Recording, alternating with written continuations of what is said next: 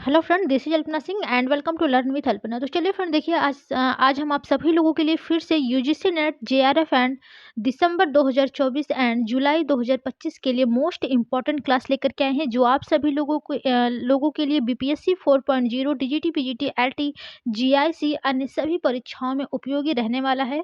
हमारा सब्जेक्ट है home science यानी कि गृह विज्ञान। सो गृह विज्ञान से रिलेटेड हम लोग वशा जो टॉपिक है इसको कंप्लीट कर रहे हैं। पार्ट 1 आप सभी लोगों को मैंने करा दिया है, ठीक है। उसमें मैंने पार्ट 1 में आई थिंक लगभग 30 क्वेश्चन मैंने मोस्ट इम्पॉर्टेंट रूप से लिया है, जो कि आप सभी लोगों के लिए मोस्ट इम्पॉर्टेंट है, और जो क्वेश्चन है वो प्रीवियस ईयर क्वेश्चन पेपर में पूछा गया क्वेश्चन है। ओके, तो पार्ट 1 हमने कंप्लीट कर दिया है। जो लोग अभी तक नहीं देखे हैं पार्ट 1 वाली वीडियो वशा यानी कि लिपिड्स की, वो आप लोग प्लेलिस्ट में जा करके देख लीजिए। अन्यथा जो लोग हमारे टेलीग्राम चैनल से नहीं जुड़े हैं वो लोग जुड़ जाइए, क्योंकि टेलीग्राम चैनल पर कोई भी मोस्ट इम्पॉर्टेंट पॉइंट्स रहता है, की पॉइंट रहता है, वीडियो का लिंक रहता है, वो सभी मैं अपने टेलीग्राम चैनल पर ही शेयर करती हूँ, ठीक है।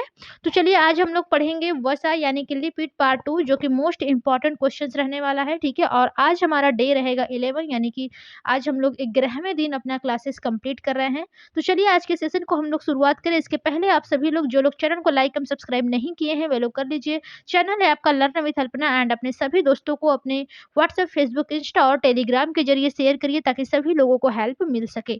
ओके, तो चलिए आज के सेशन को हम लोग सबसे पहले क्वेश्चन की तरफ चलेंगे। देखिए हमारा जो पार्ट 1 था उसमें हम लोग 1 से लेकर के 30 क्वेश्चन कंप्लीट कर लिया था। तो पार्ट 2 में हम लोग 31 क्वेश्चन से यानी कि डिस्कस करेंगे। ओके, तो इसमें क्वेश्चन है आपका कि निम्न में से कौन सा ओमेगा 3 वसा अम्ल है, ठीक है। यानी कि कौन सा ओमेगा 3 वसा अम्ल है। पहला ऑप्शन है आपका लिनोलेइक अम्ल, सेकेंड ऑप्शन है आपका लिनोनिक अम्ल, और थर्ड है आपका आर्केडोनिक अम्ल, और फोर्थ है ओलिक अम्ल, ठीक है। यानी कि आपसे क्वेश्चन पूछा गया है कौन सा ओमेगा 3 वसा अम्ल है, ठीक है। और ये जो क्वेश्चन है फ्रेंड्स, ये क्वेश्चन आपके UGC NET exam second paper December 2010 and आपका जून 2007 के क्वेश्चन पेपर में पूछा गया क्वेश्चन है, ठीक है। तो देखिए आपसे जो क्वेश्चन पूछा गया था कि कौन सा ओमेगा 3 वसा अम्ल है, तो देखिए जो लेनोलेइक अम्ल होता है, ठीक है। कौन सा? लिनोलेइक, या फिर हम लोग इसको लेनोलेइक बोलते हैं, ठीक है। ये अम्ल जो होता है वो ओमेगा 3 यानी कि वसा अम्ल है। ये बचपन में सामान्य वृद्धि तथा त्वचा को स्वस्थ बनाए रखने के लिए आवश्यक है, ठीक है। यह देखिए कई ऐसे सक्रिय यौगिकों का पूर्ववर्ती है जो शरीर में हो रही विभिन्न क्रियाओं को नियंत्रित करते हैं, ठीक है। तो देखिए जो आपका लिनोलेइक अम्ल होता है, ठीक है, इससे जो निकले पदार्थ होते हैं ये हृदय रोग से आपको यानी कि आपकी बचाव करते हैं, ठीक है। तो यहाँ पर आपका जो राइट ऑप्शन होगा, ऑप्शन नंबर आपका फर्स्ट बिल्कुल करेक्ट हो जाएगा। एंड अगला क्वेश्चन है आपका कि ग्लूटन, ठीक है, ग्लूटन मुक्त आहार जीएफडी किस बीमारी के रोगियों को दिया जाता है। यानी कि जो ग्लूटन मुक्त आहार होता है वो किस बीमारी के रोगियों को दिया जाता है। पहला ऑप्शन है आपका क्रोहन्स बीमारी, सेकंड है सीलियाक बीमारी, थर्ड है इरिटेबल आंत्र बीमारी, और फोर्थ है लीवर बीमारी, ठीक है। तो यहाँ पर देखिए जो आपसे क्वेश्चन पूछा गया है कि ग्लूटन मुक्त आहार किस बीमारी के रोगियों को दिया जाता है। तो ये जो क्वेश्चन है फ्रेंड्स, ये भी क्वेश्चन आपके UGC NET exam third paper June 2013 के क्वेश्चन पेपर में पूछा गया है। और देखिए जो ग्लूटेन मुक्त आहार होता है ये आपका सीलियक बीमारी के रोगियों को दिया जाता है। कौन से? सीलियक या फिर सीलियाक बीमारी के रोगियों को ग्लूटेन मुक्त आहार दिया जाता है। देखिए जो सीलियक रोग होता है, ठीक है, इसको ग्लूटेन संवेदी आंत रोग भी कहते हैं, ठीक है। यह एक पाचक व स्वप्रतिरक्षी रोग है जो कि आनुवंशिक रूप से संवेदनशील व्यक्ति में ग्लूटेन युक्त भोजन खाने से छोटी आंत की परतों की क्षति के रूप में दिखाई देती है। और जो ग्लूटेन होता है फ्रेंड्स वो एक प्रकार का प्रोटीन है जो अनाजों जैसे कि आपके गेहूं, जौ, राई, ठीक है, इन सभी में ये उपस्थित होता है, ठीक है। तो यहाँ पर आपका जो राइट ऑप्शन होगा फ्रेंड्स, ऑप्शन नंबर सेकंड बिल्कुल करेक्ट हो जाएगा। यानी कि सीलियाक बीमारी के रोगियों को ग्लूटेन मुक्त आहार दिया जाता है, ठीक है। सेकेंड ऑप्शन आपका करेक्ट है। एंड अगला क्वेश्चन है आपका कि निम्न वसा MUFA, ठीक है, MUFA का सर्वोत्तम साधन है। पहला ऑप्शन है आपका सूर्यमुखी का तेल, सेकंड है सोयाबीन का तेल, थर्ड है नारियल का तेल, और फोर्थ है जैतून का तेल। ठीक है, तो देखिए जो आपसे क्वेश्चन पूछा गया है कि कौन सा वसा MUFA का सर्वोत्तम साधन है। ठीक है, तो यहाँ पर आपका जो राइट ऑप्शन होगा फ्रेंड्स कि जो भी आपके यहाँ पर 4 विकल्प दिए गए हैं, ठीक है, इसमें से आपका जो राइट ऑप्शन होगा वो आपका हो जाएगा जैतून का तेल। कौन सा होगा? जैतून का तेल होगा। ठीक है, तो यहाँ पर आपका फोर्थ ऑप्शन बिल्कुल करेक्ट हो जाएगा। और ये question friends UGC NET exam 2014 and आपके टीजीटी के एग्जाम में भी पूछा गया ये क्वेश्चन है। ठीक है, चलिए फोर्थ ऑप्शन आपका करेक्ट है। एंड अगले क्वेश्चन की तरफ चलेंगे और देखते हैं अगला क्वेश्चन हमारा क्या कहता है। क्वेश्चन है, कैरोटीन का शोषण करने के लिए भोजन में निम्न तत्वों की जरूरत होती है, यानी कि जो कैरोटीन का शोषण होता है हमारे शरीर में, ठीक है, भोजन में, ठीक है, तो कौन सी तत्वों की जरूरत होती है? पहला ऑप्शन है आपका वसा, सेकेंड है प्रोटीन, थर्ड है कार्बोहाइड्रेट, फोर्थ है आपका विटामिन डी। ठीक है, तो यहाँ पर आपका देखिए जो कैरोटीन का शोषण करने के लिए भोजन में तत्वों की आवश्यकता होती है फ्रेंड्स, ठीक है, तो उसमें आपकी जो आवश्यकता होती है यानी कि कैरोटीन का शोषण करने के लिए किसकी आवश्यकता होती है? तो यहाँ पर आपका राइट ऑप्शन हो जाएगा वसा की आवश्यकता होती है। ठीक है, देखिए जब हम भोजन के द्वारा विटामिन ए, ठीक है, कैरोटीन या फिर विटामिन ए एस्टर के रूप में ग्रहण करते हैं या फिर किया जाता है, तब जो इसका पाचन होता है एवं जो उसका अवशोषण होता है वो पित्त रस एवं वसा की उपस्थिति में होता है। ठीक है, तो इस प्रकार से आपका जो राइट ऑप्शन होगा ऑप्शन नंबर फर्स्ट बिल्कुल करेक्ट हो जाएगा। एंड अगले क्वेश्चन की तरफ चलेंगे और देखते हैं अगला क्वेश्चन हमारा क्या कहता है। क्वेश्चन है कि निम्नलिखित में से किसके ऑक्सीडेशन से सर्वाधिक ऊर्जा प्रति ग्राम प्राप्त होती है? पहला ऑप्शन है आपका वसा, सेकेंड है प्रोटीन, थर्ड है ग्लूकोज एंड फोर्थ है आपका ग्लाइकोजन। ओके, तो यहाँ पर देखिए जो आपसे क्वेश्चन पूछा गया है कि किसके ऑक्सीडेशन से सर्वाधिक ऊर्जा प्रति ग्राम प्राप्त होती है, तो यहाँ पर आपका जो राइट ऑप्शन होगा फ्रेंड्स ऑप्शन नंबर क्या हो जाएगा? फर्स्ट यानी कि वसा। देखिए जो वसा या फिर लिपिड्स होता है, ठीक है, ये शरीर में ऊर्जा प्रदान करने वाले पोषक तत्व हैं और ये प्रकृति में स्वतंत्र रूप से ये विद्यमान है। ठीक है, देखिए जो लिपिड्स होता है फ्रेंड्स वो शारीरिक संरचना का एक आवश्यक भाग है और 1 ग्राम वसा में कितने आपको कैलोरी ऊर्जा मिलती है? तो आपका 9 कैलोरी ऊर्जा मिलता है 1 ग्राम वसा में। ठीक है, 1 ग्राम वसा में कितने कैलोरी ऊर्जा मिलती है? इससे आपके क्वेश्चन भी बनते हैं बहुत सारे, ठीक है, मैंने बताया हुआ है अभी। तो चलिए यहाँ पर आपका फर्स्ट ऑप्शन करेक्ट हो जाएगा। एंड चलते हैं अपने अगले क्वेश्चन की तरफ। और अगला क्वेश्चन है आपका कि निम्नलिखित में से कौन सा पूफा का उदाहरण नहीं है? ध्यान दीजिएगा, आपसे नॉट वाले क्वेश्चन पूछे जा रहे हैं कि कौन सा पूफा का उदाहरण नहीं है। पहला ऑप्शन है आपका ऑलिक अम्ल, सेकेंड ऑप्शन है आपका लिनोलिक अम्ल, थर्ड ऑप्शन है आपका लिनोलिनिक अम्ल और फोर्थ है आपका एरेक्डोनिक अम्ल। ठीक है, तो यहाँ पर देखिए जो आपसे क्वेश्चन पूछा गया है कि पूफा का उदाहरण नहीं है, यानी कि कोई एक ही उदाहरण नहीं होगा, 3 आपके होंगे। तो देखिए जो आपका ऑलिक एसिड होता है, कौन सा? ऑलिक अम्ल, जिसको हम लोग बोलते हैं ऑलिक एसिड या फिर ऑलिक अम्ल। ठीक है, यहाँ पर फर्स्ट ऑप्शन जो होगा, ठीक है, ये देखिए ये आपका एक मोनो अनसेचुरेटेड फैटी एसिड है, ठीक है, जो स्वाभाविक रूप से विभिन्न पशुओं और वनस्पतियों से प्राप्त वसाओं और तेलों में होता है। ठीक है, ये पूफा का उदाहरण नहीं है, बल्कि आपका जो लिनोलिक अम्ल है, लिनोलिनिक अम्ल है, एरेक्डोनिक अम्ल है, ये तीनों आपके पूफा का उदाहरण है। ठीक है, तो जो नहीं है वही सही होगा क्योंकि हमसे पूछा ही नहीं है, तो यहाँ पर आपका जो फर्स्ट ऑप्शन होगा वो करेक्ट हो जाएगा। एंड अगला क्वेश्चन है आपका कि वनस्पतीय तेल अच्छे स्रोत होते हैं। पहला ऑप्शन है मोनो असंतृप्त वशीय अम्लों के, सेकेंड है पॉली असंतृप्त वशीय अम्ल के, थर्ड है अनावश्यक वशीय अम्लों के और फोर्थ है मोनो एवं पॉली असंतृप्त वशीय अम्ल के। ठीक है, तो यहाँ पर आपसे देखिए क्वेश्चन क्या पूछा गया है कि वनस्पतीय तेल अच्छे स्रोत होते हैं, यानी कि जो वनस्पतीय तेल होते हैं कौन से, यानी कि किसके अच्छे स्रोत होते हैं? तो ये देखिए जो आपका वनस्पतीय तेल होता है पॉली असंतृप्त वशीय अम्लों के अच्छे स्रोत होते हैं। ठीक है, यहाँ पर आपका सेकेंड ऑप्शन जो होगा वो बिल्कुल करेक्ट हो जाएगा। एक आपको पॉइंट समझाना था बट मैंने की पॉइंट तो लिया ही नहीं है, ठीक है, बट मैं आप लोगों को समझा दे रही हूँ, आप लोग थोड़ा सा समझिएगा, ध्यान दीजिएगा। देखिए इसका जो वर्गीकरण होता है ना, ये आपका वशीय अम्ल होते हैं फैटी एसिड। ठीक है, इसमें आपके 2 होता है, एक होता है संतृप्त वशीय अम्ल होता है, दूसरा आपका क्या होता है? असंतृप्त वशीय अम्ल होता है। ठीक है, तो देखिए जो असंतृप्त वशीय अम्ल होता है वो सिंगल होता है, लेकिन जो असंतृप्त वशीय अम्ल होते हैं, ठीक है, इसमें 2 पार्ट होते हैं इसके। एक है आपका यानी कि एक होता है है मोनो असंतृप्त वसीय अम्ल, ठीक है। सेकेंड आपका होता है पॉली असंतृप्त वसीय अम्ल, ठीक है। तो यहाँ पर आपसे क्या पूछा गया था, वनस्पति तेल अच्छे स्रोत होते हैं, तो ये आपका जो पॉली असंतृप्त वसीय अम्ल होते हैं ये वनस्पतीय तेल के अच्छे स्रोत होते हैं, ठीक है। सेकेंड ऑप्शन आपका करेक्ट हो जाएगा। एंड चलेंगे हम लोग अपने अगले क्वेश्चन की तरफ और देखते हैं अगला क्वेश्चन हमसे क्या कहता है। क्वेश्चन है आपका कि वसा अघुलनशील है। पहला ऑप्शन है आपका ईथर में, सेकेंड है पानी में, थर्ड है कार्बन टेट्राक्लोराइड में और फोर्थ है क्लोराइड में। वसा किसमें अघुलनशील होता है? तो जाहिर सी बात है कि देखिए जो आपका वसा होता है फ्रेंड्स वो पानी में अघुलनशील होता है, बाकी सभी में ये घुल जाता है बट ये पानी में नहीं घुलता है, ठीक है।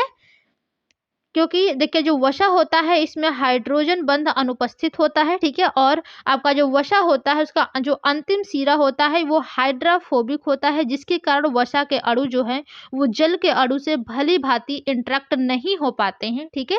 इसकी वजह से जो वसा है वो जल में अघुलनशील होता है। और ये क्वेश्चन फ्रेंड्स आपका पीजीटी 2013 के एग्जाम में पूछा गया क्वेश्चन है, ठीक है। किस पे? पीजीटी 2013 के एग्जाम में पूछा गया क्वेश्चन है, ध्यान दीजिएगा। चलिए अगले क्वेश्चन की तरफ चलेंगे और देखते हैं अगला क्वेश्चन हमारा क्या कहता है।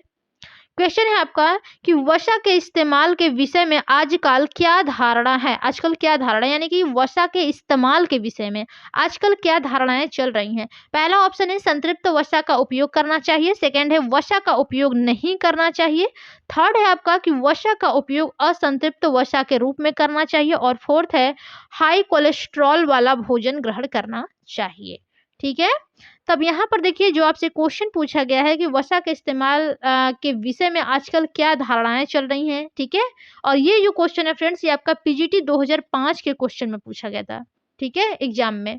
तो यहाँ पर आपका जो राइट ऑप्शन होना चाहिए कि जो आपका वसा है उसका उपयोग असंतृप्त वसा के रूप में करना चाहिए, यानी कि अभी जो आपने पूछा क्वेश्चन पढ़ा था क्वेश्चन नंबर 37 जस्ट इसके ऊपर कि वनस्पतीय तेल के अच्छे स्रोत होते हैं, यानी कि आपका जो पॉली असंतृप्त वसीय अम्ल होते हैं, ठीक है। तो पॉली असंतृप्त वसीय तेल में कौन से वसा पाए जाते हैं? जो वनस्पति तेल होते हैं, ठीक है, जो घर के तेल होते हैं, जैसे कि हम लोग सोयाबीन के तेल खाते हैं, यानी कि खाते हैं, ठीक है, वसा ग्रहण करते हैं। सरसों का तेल हो गया, ठीक है। तो ये सब हमारे वनस्पति हैं और ये सब क्या है, हमारे फायदे, शरीर के लिए फायदे हैं, बहुत ज्यादा नुकसान नहीं हो करते हैं ये सब, ठीक है, घर के तेल होते हैं क्योंकि ये इसलिए।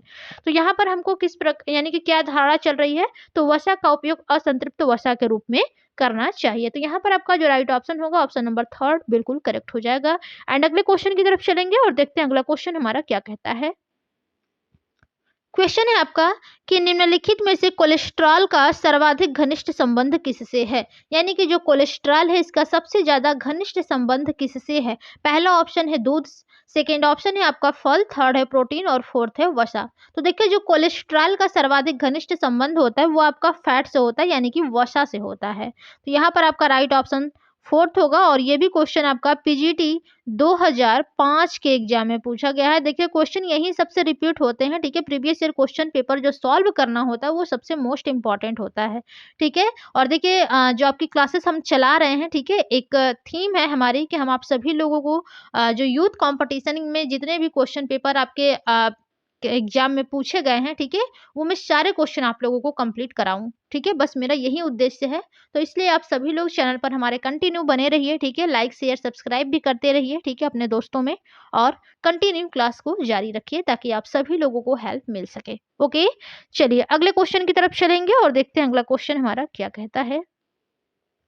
क्वेश्चन है आपका कि रेशेदार खाद्य पदार्थ आवश्यक है। पहला ऑप्शन है सही पाचन के लिए, सेकंड है अच्छे स्वाद के लिए, थर्ड है मजबूत हड्डियों के लिए और फोर्थ है रक्त निर्माण के लिए, ठीक है। यानी कि जो आपसे क्वेश्चन पूछे गए हैं कि रेशेदार खाद्य पदार्थ आवश्यक हैं, ठीक है। जो देखिए रेशेदार खाद्य पदार्थ आवश्यक होते हैं वो भोजन के सही पाचन के लिए होते हैं। किसके लिए? भोजन सही पाचन के लिए होते हैं, ठीक है।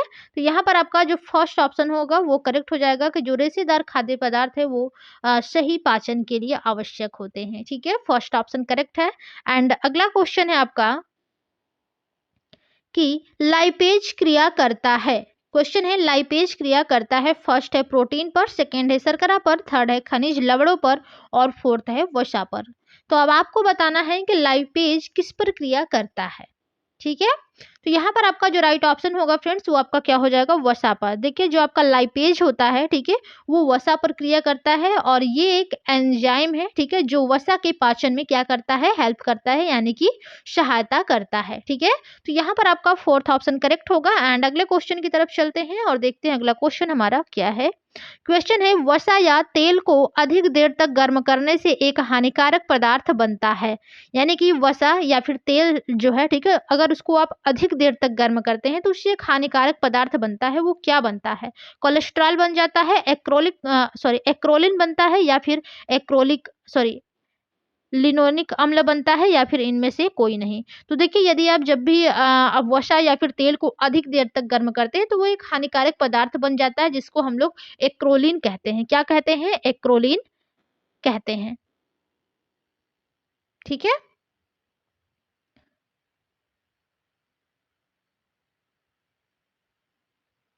एक्रोलीन को ही देखिए हम लोग प्रोपेनल ट्यूब के नाम से भी जानते हैं, ठीक है। किसको? प्रोपेनल ट्यूब के नाम से भी जाना जाता है। और ये देखिए जो भोजन होता है इसमें मुख्यतः यानी कि वसा को अधिक देर तक पकाने, ठीक है, पेट्रोलियम ईंधन के दहन और विभिन्न रासायनिक क्रियाओं से भी उत्पन्न होता है। तो जो आपका एक्रोलीन होता है फ्रेंड्स, इसको यानी कि कैंसर का कारक भी माना जाता है। इसलिए जो तेल होता है वो बहुत ज्यादा देर तक आप पका करके उसमें कुछ भी बना करके मत खाइए, ठीक है। ये बहुत ही हानिकारक होता है, कैंसर का एक कारक माना जाता है एक्रोलीन, ठीक है। तो यहाँ पर आपका सेकेंड ऑप्शन जो होगा वो करेक्ट हो जाएगा। एंड अगला क्वेश्चन है आपका कि वसा को पचाने के लिए आवश्यक एंजाइम लाइपेज पाया जाता है। यानी कि जो वसा को पाचन यानी कि पचाने के लिए जो आवश्यक एक एंजाइम है लाइपेज, ये कहाँ पाया जाता है? लार में, आमाशयी रस में, अग्न्याशयी रस में, या फिर आंत्र रस में, ठीक है। तो इसका जो राइट ऑप्शन होगा फ्रेंड्स कि वसा को पचाने के लिए आवश्यक एंजाइम जो लाइपेज है वो कहाँ पर पाया जाता है, ठीक है।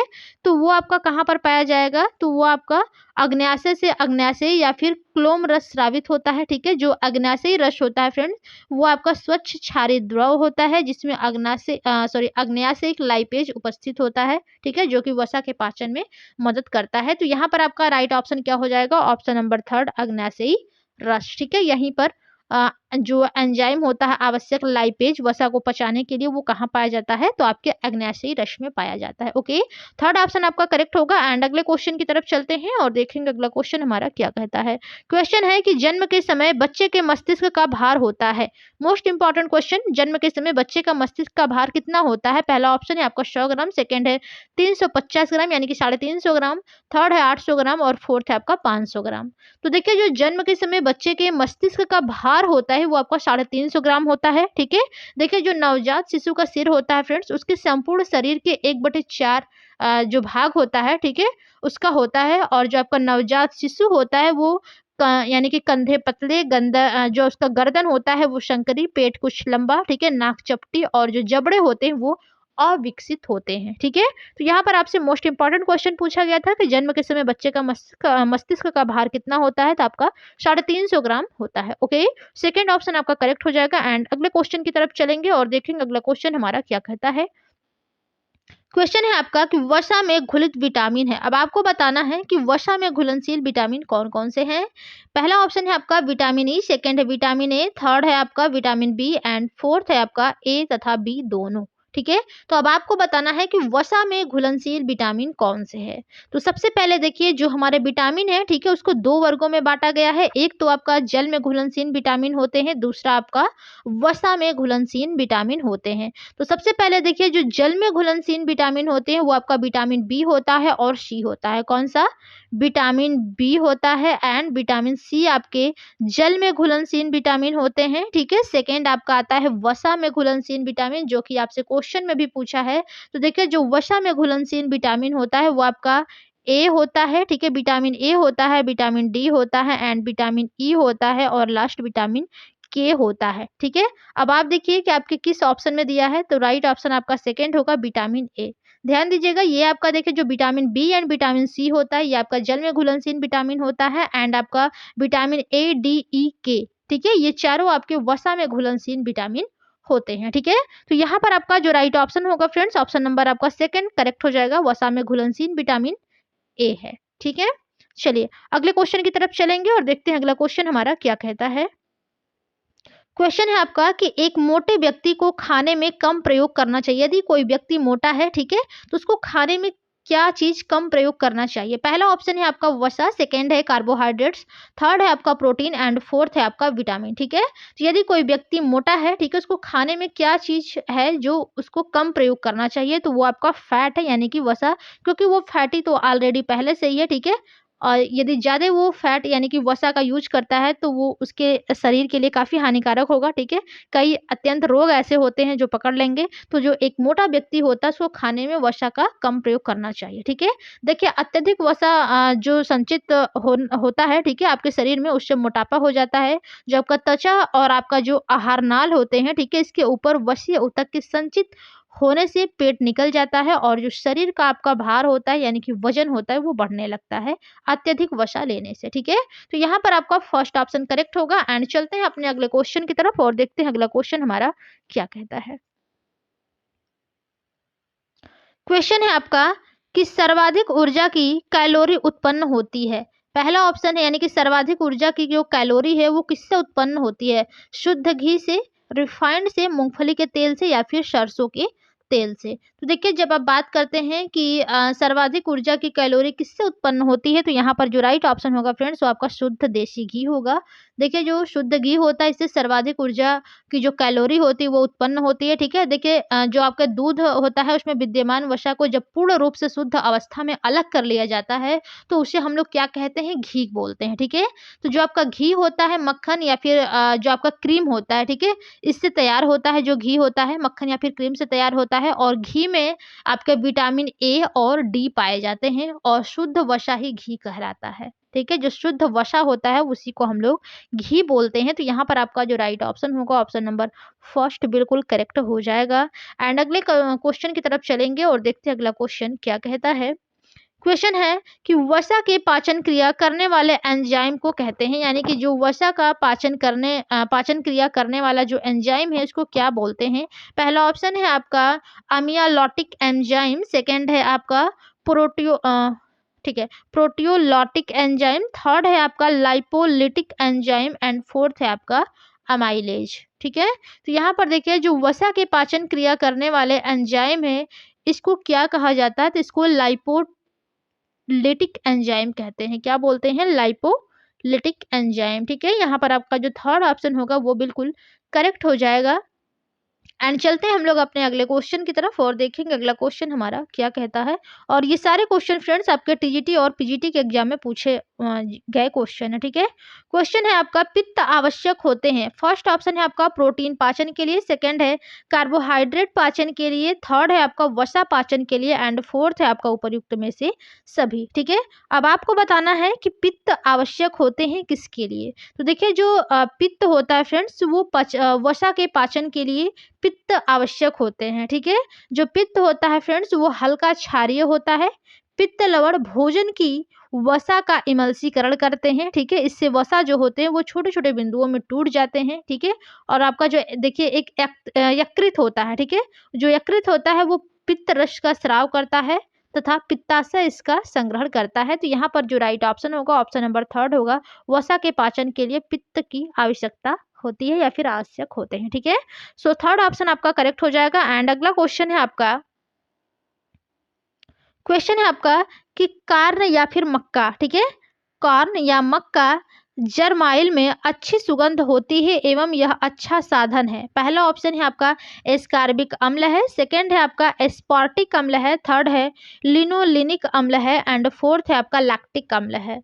तो देखिए, जो आपसे क्वेश्चन पूछा गया है कि कार्न या फिर मक्का जर्म ऑयल में अच्छी सुगंध होती है एवं यह अच्छा साधन है, तो ये आपका लिनिक अम्ल का जो है कि एक आवश्यक वसीय अम्ल है, ठीक है? एक यानी कि इसका एक अच्छा साधन है। तो यहाँ पर आपका जो राइट ऑप्शन होगा ऑप्शन नंबर थर्ड बिल्कुल करेक्ट हो जाएगा। और ये जो क्वेश्चन है फ्रेंड्स ये आपका जीआईसी प्रवक्ता एग्जाम 2013, ठीक है, और 27 दिसंबर 2014 के क्वेश्चन पेपर में पूछा गया ये क्वेश्चन है, ठीक है? तो यहाँ पर आपका थर्ड ऑप्शन जो होगा वो करेक्ट हो जाएगा एंड अगला क्वेश्चन है आपका अगला क्वेश्चन थोड़ा सा लॉन्ग है आपका, ठीक है, अभिकथन और कारक वाले हैं तो क्वेश्चन थोड़े से लॉन्ग रहेंगे ही, ठीक है। क्वेश्चन है आपका अभिकथन ए कि आहार से प्रवृत्त ताप उत्पत्ति उन आहार में कम होती है जिनमें वसा की मात्रा अधिक होती है।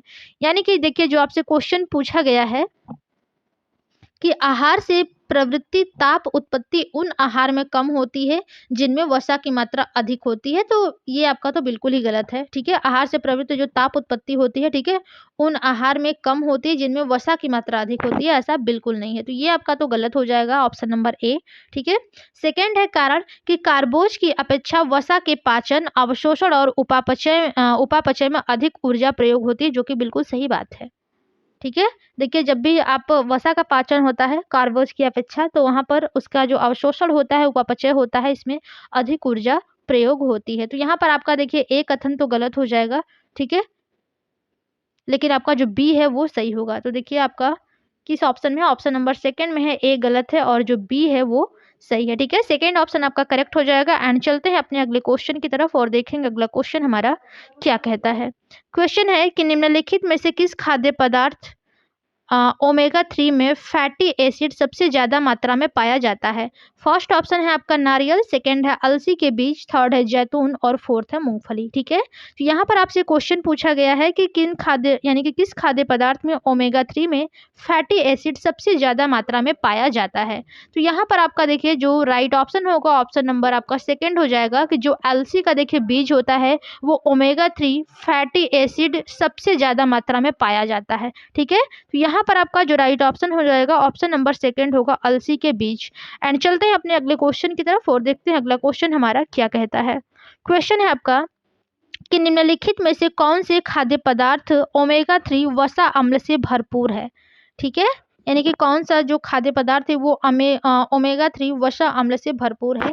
फर्स्ट दिया है आपका चर्बी यानी कि लार्ड, सेकंड है मक्खन, थर्ड है वसा युक्त मछली, फोर्थ है जैतून का तेल, फिफ्थ है आपका सरसों एंड फोर्थ है आपका अखरोट, ठीक है। तो यहाँ पर आपसे क्वेश्चन में पूछा गया है कि जो ओमेगा 3 वसा अम्ल से भरपूर है उसके बारे में आपको बताना है, यानी कि वही पॉइंट और 3 ही पॉइंट होगा क्योंकि जो ऑप्शन है उसमें देखिए 3-3 की श्रेणियों में जो ऑप्शन है वो यानी कि आंसर दिए गए हैं, ठीक है।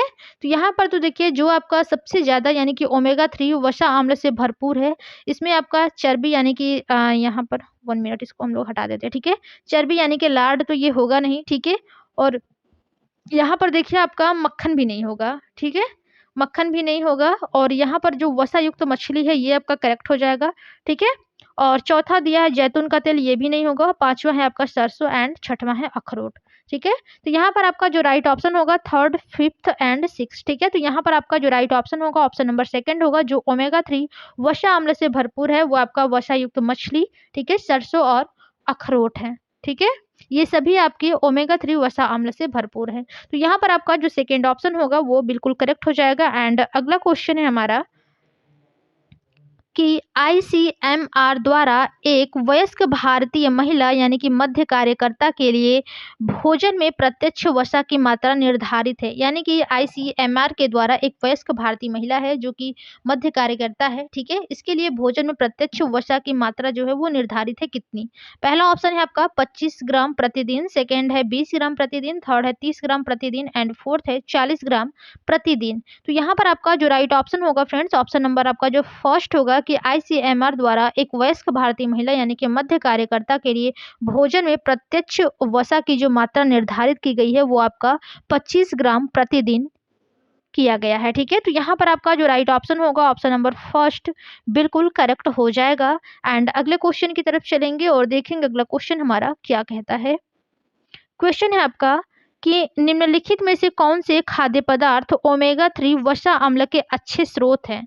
देखिए फिर से यही वाले क्वेश्चन थोड़े से बस घुमा फिरा के पूछा गया है, ठीक है। इसके पहले वाला जो क्वेश्चन था वो आपका यूजीसी नेट एग्जाम जून 2013 में पूछा गया था। एंड ये वाला जो क्वेश्चन है, ठीक है, अभी जस्ट जो कराने जा रहे हैं ये आपका यूजीसी नेट एग्जाम जून 2014 के क्वेश्चन पेपर में पूछा गया क्वेश्चन है। यहाँ पर आपको बताना है कि ओमेगा 3 वसा अम्ल के अच्छे स्रोत क्या-क्या हो सकते हैं या फिर क्या-क्या हैं। तो एक तो आपका यहाँ पर अखरोट दिया है, मछली दिया है, मक्खन दिया है, अंडा दिया है, ठीक है। और 2 ही यानी कि 2-2 ऑप्शन में आपको टिक करना है। तो सबसे पहले तो आपका अखरोट हो जाएगा, ठीक है? और अखरोट होगा और दूसरा आपका मछली हो जाएगा, मक्खन और अंडा तो बिल्कुल नहीं होगा, ठीक है? तो पहला और दूसरा ऑप्शन सही होगा, यानी कि ऑप्शन नंबर जो कूट में दिया है ए बिल्कुल करेक्ट हो जाएगा, यानी कि 1 और 2 दोनों सही हैं, ठीक है? ओके, तो यहाँ पर आपका फर्स्ट ऑप्शन करेक्ट होगा एंड आज के अब हम लोग सेशन के अपने लास्ट क्वेश्चन की तरफ चलेंगे और देखते हैं हमारा क्वेश्चन क्या कहता है। क्वेश्चन है आपका कि मेयोनीज बनाने के लिए किस इमल्सिफायर का इस्तेमाल किया जाता है? तो देखिए, जो मेयोनीज होता है इसको बनाने के लिए किस इमल्सिफायर का इस्तेमाल किया जाता है? पहला ऑप्शन है आपका पेक्टिन, सेकंड है आपका पेप्सिन, थर्ड है लैक्टोज और फोर्थ है आपका लेसिथिन, ठीक है? तो देखिए, जो आपका मेयोनीज़ बनाने के लिए प्रयोग किया जाता है इमल्सिफायर का, उसका नाम है आपका लेसिथिन। किसका उपयोग किया जाता है फ्रेंड्स? लेसिथिन का उपयोग किया जाता है मेयोनीज़ बनाने के लिए, ठीक है? तो यहाँ पर आपका फोर्थ ऑप्शन जो होगा वो करेक्ट हो जाएगा एंड आज के सेशन में बस इतना ही क्वेश्चन था, ठीक है? और कल से हम लोग अपना टॉपिक जो होगा विटामिन, उससे रिलेटेड मोस्ट इंपॉर्टेंट क्वेश्चंस को सॉल्व करेंगे, ओके? तो जो लोग अभी तक चैनल को लाइक एंड सब्सक्राइब नहीं किए हैं, वे लोग कर लीजिए। चैनल है आपका लर्न विद अल्पना एंड अपने सभी दोस्तों को आप सभी लोग अपने व्हाट्सएप, फेसबुक, इंस्टा और टेलीग्राम के जरिए शेयर करिए ताकि सभी लोगों को हेल्प मिल सके, ओके? तो आज की क्लास में बस इतना ही, मिलते हैं अपने अगली क्लास, यानी कि टॉपिक हमारा रहने वाला है विटामिन, कल से स्टार्ट करते हैं, ओके? तो चलिए आज के लिए बस इतना ही, मिलते हैं अपने अगली क्लास यानी कि कल की क्लास में, तब तक के लिए धन्यवाद, बाय बाय।